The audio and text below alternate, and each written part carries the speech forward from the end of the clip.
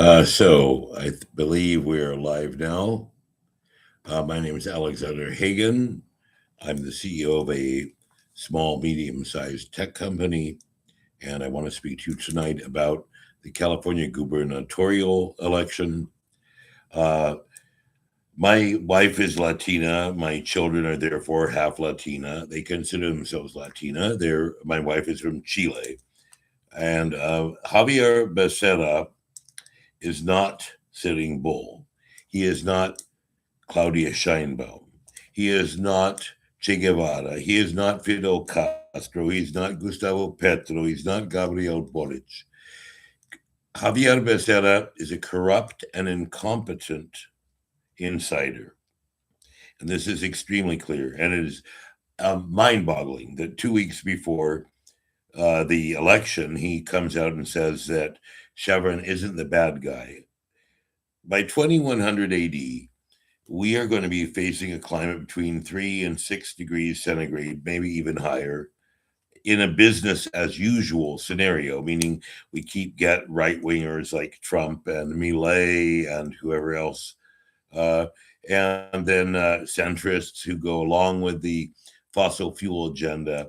So if we don't do anything significant about global warming and we allow business as usual to continue, we, our children, our grandchildren, ultimately at some point in the next 60 years, will run out of food because it will get too hot for bees to exist. Uh, it's not that far away. We are at 1.5 C above pre industrial, at 2.3 C. We have severe problems with bees because it's not just consistent long term heat, it's weather whacking. So you have these sudden, intense bursts of heat. You have what's called phenological mismatch, which is when the spring comes too early, then it goes cold again, then it becomes warm again, and everything in nature doesn't know how to time, and everything breaks down, and you end up without the set of plants and flowers and insects and birds that you saw before, and it becomes simplified. We have ecological simplification. We lose our fruits, we lose our vegetables, we lose our nuts, we lose our oils, we lose cocoa, we lose chocolate, we lose coffee. So, on the case of climate change, we see an enormous difference between Steyer and Becerra. Now, then we can move on to other issues. So, what about education? Well, both of the major teachers' unions have endorsed Steyer. And his approach is to get rid of the loopholes in Prop 13, which was a uh, proposition that allowed a lot of people to freeze their property taxes and have them never go up. So I, for example, pay 1/3 the amount of property taxes as my next door neighbor because I've lived here a long time. Uh, Now, is that fair or not? Well, no, it's not fair. um, is there a reason for it? Well, the reason is for people like me to be able to stay in our houses and not have to sell and move to somewhere cheaper. So I certainly appreciate the me not having to sell and move somewhere cheaper part of this. But we don't see any visionary ideas from Becerra. Correct me if I'm wrong. So here is another very important issue. Steyer is supported by the teachers. Then we go to the nurses. So why am I pointing this out? So if you close the loophole in Prop 13 for fat cats to not have to pay up to date property taxes on commercial real estate, because the way Steyer's envisioning it, small business people would be sheltered from this. They would continue to enjoy the benefits of Prop 13. I don't know if it's a $5 million property or 2 million or 10 million, but the lowest echelon are exempted in Steyer's mind. It's the 10 million or 50 million or 100 million properties. I don't know exactly where he draws the line.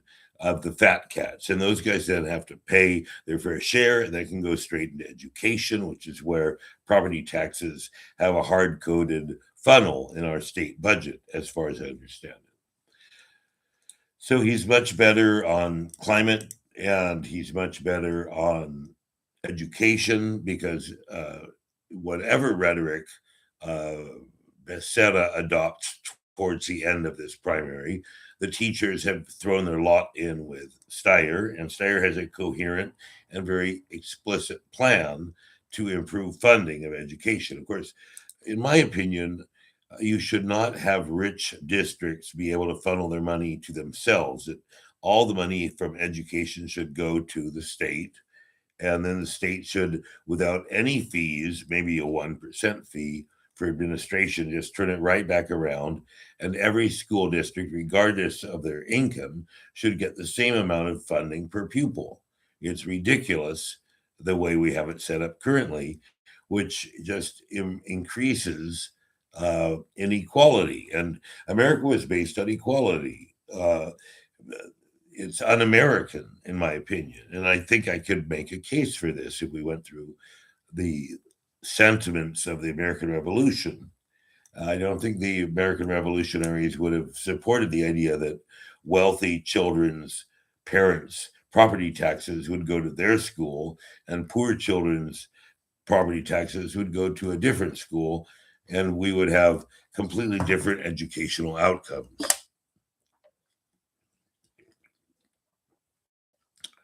So I wanted to come out and just make sure I made a video that Tom Steyer is a head and shoulder above Becerra. Now, if you want to get into just emotional or psychological aspects, I suggest I wrote and I will update maybe tomorrow on this video an analysis, and I will show you this analysis.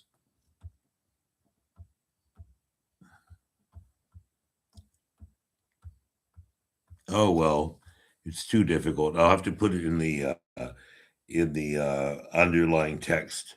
I don't know how to use in live mode the share screen function. I'm going to try.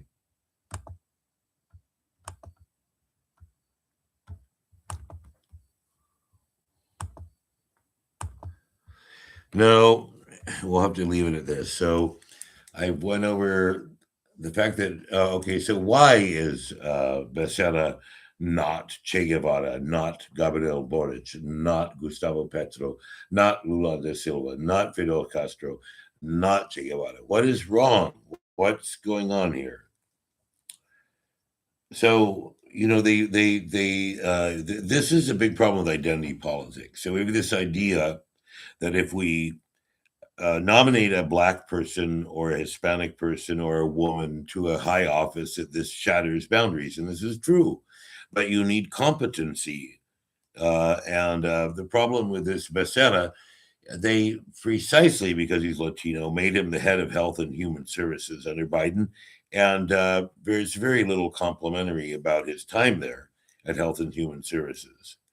So this is a man without vision, clearly corporate owned, and I have some sympathy in that unless you have a very strong grassroots campaign, all these politicians have to spend half their time dialing for dollars to get elected the next 2 years for our Congress. So I understand that, but he was incompetent as the Secretary of Health and Human Services. He's corrupt. He is, well, that might be a bit of a stretch, but his staff is corrupt, and he is a puppet of corporate interests. So, to sum it all up, please vote for Tom Steyer. Thank you.